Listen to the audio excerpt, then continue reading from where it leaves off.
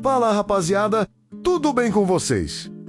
Bom, espero que sim. Hoje vou estar trazendo uma farm de pesca insana para vocês. Espero que gostem do vídeo. Se gosta, deixa seu like e se inscreva no canal para estar ajudando. Lembrando que aqui no canal vocês vão encontrar outros tipos de farm.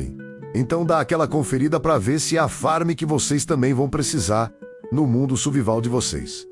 Sem mais enrolação, vamos pro vídeo.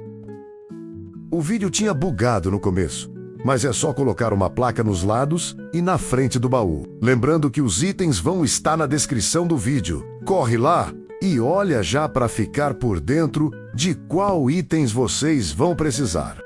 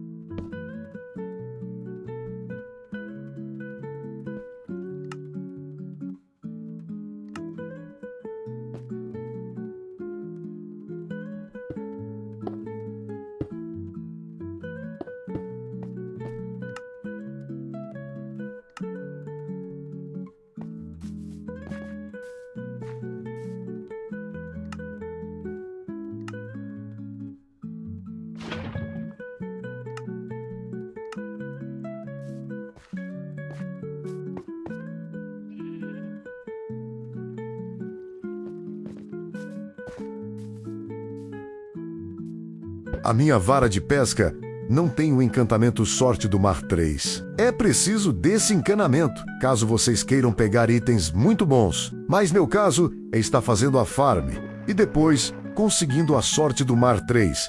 Então espero que tenha sido claro. Só vai ganhar itens muito bons com o encantamento sorte do mar 3. Espero que tenha gostado do vídeo. Se gostou, deixa seu like e se inscreva no canal para estar ajudando o Nois. Tamo junto e obrigado pela atenção, tropinha.